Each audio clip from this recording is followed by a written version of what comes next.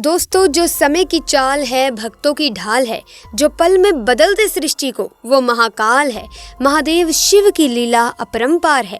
दोस्तों, ऐसा माना जाता है कि प्राचीन समय में धरती पर कई देवताओं ने अवतार लिया था, जिसमें से कई ने सांप के रूप में भी जन्म लिया था। हमारे ग्रंथों में भी इच्छाधारी नाग नागिन के कई सारी कहानियां मौजूद हैं। साथ ही इसके अलावा फिल्में और सीरियल में भी नाग नागिन की कहानियां दिखाई ही जाती हैं।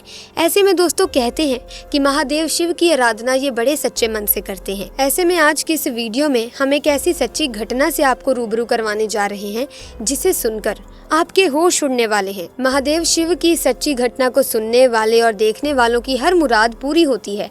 अगर आपको यकीन नहीं है तो एक बार इस वीडियो को पूरा देख लीजिए, और अगर आपकी परेशानी दूर नहीं हुई तो कहिएगा, क्योंकि दोस्तों ये सच्ची घटना महादेव शिव के चमत्कार की है। आज हम आपको महादेव शिव की लीला से जुड़ी ऐसी ही एक सच्ची घटना दिखाने वाले हैं, जिसे देखकर नास्तिक का भी महादेव शिव के प्रति श्रद्धा और भावना दोनों बढ़ जाएंगी। हर कोई इसे देख महादेव शिव की भक्ति में खो जाएगा।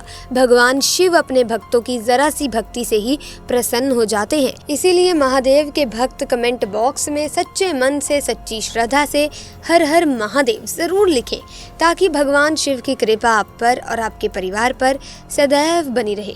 दोस्तों, ये सच्ची घटना है झारखंड के छोटे से गांव में रहने वाले दिलबाग की। उनके परिवार में उनकी पत्नी और उनका एक छोटा सा बेटा है। दिलबाग महादेव शिव के परम भक्त हैं और उनके घर के पास ही एक शिव मंदिर भी मौजूद है। उनका ये रोज का नियम है कि सुबह सुबह शिव मंदिर जाकर रोज 1 घंटे वहां बैठकर महामृत्युंजय का जाप करना। महादेव शिव की भी कृपा उन पर और उनके परिवार पर हमेशा से ही थी। इस कारण 6 साल पहले ही दिलबाग एक सुंदर बालक के पिता बने। दिलबाग की तरह उनका बच्चा भी महादेव की भक्ति में रुचि लेने लगा था। एक दिन की बात है, दिलबाग का बेटा कुछ बच्चों के साथ खेल रहा था और खेलते खेलते वो दूर घने जंगल की तरफ निकल पड़ा। जिस जंगल में वो बच्चे जा पहुंचे थे, वहां गांव के लोग जाने से भी डरते थे, क्योंकि उस जंगल में कई खतरनाक जंगली जानवर, जहरीले सांप और कीड़े मकोड़ों का खतरा रहता था। परंतु बच्चों को इन सब के बारे में क्या पता। वे तो खेलते खेलते उस घने जंगल में जा पहुंचे। दिलबाग का बेटा उस जंगल में पहुंचकर खेल खेल में एक पेड़ पर चढ़ जाता है, परंतु कुछ ही देर में उसके चीखने की आवाज सुनाई देती है और वो पेड़ से नीचे गिर जाता है। जब अन्य साथी उसकी मदद के लिए आगे आए तो उन बच्चों ने देखा कि उस पेड़ पर पहले से ही एक भयंकर और जहरीला सांप बैठा था, जिसने दिलबाग के बेटे को डस लिया था। सभी बच्चों ने मिलकर दिलबाग के बेटे को उठाया और वापस गांव की तरफ भाग गए। गांव में पहुंचते ही अपने बच्चे को देखकर दिलबाग की पत्नी जोर जोर से रोने लगी, क्योंकि वो उनका एक लौता बालक था। बच्चे का पूरा शरीर सांप के काटने से नीला पड़ चुका था।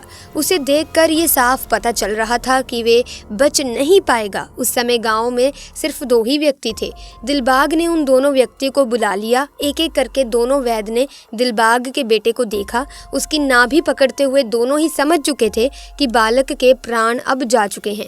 उन्होंने दिलबाग को कहा कि अब बहुत देर हो चुकी है, हम कुछ भी नहीं कर सकते।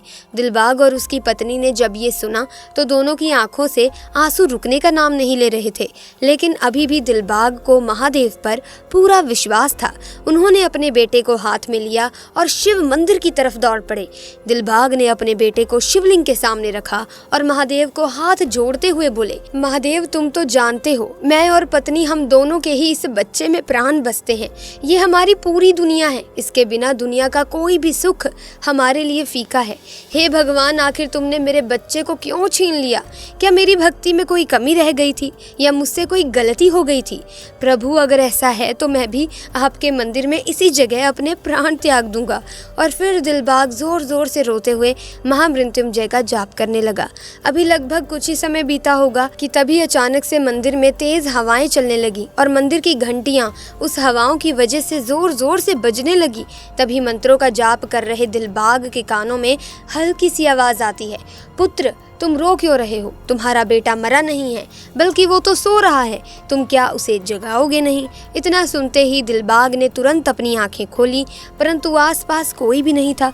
फिर उसने अपने बेटे की ओर देखा तो वो गहरी आवाज़ ले रहा था, मानो अभी अभी गहरी नींद से जागा हो। दिलबाग के बेटे ने उठते ही कहा, पापा हम मंदिर में कब पहुँचे? मैं तो अपने दोस्तों के साथ जंगल में घूमने गया था ना।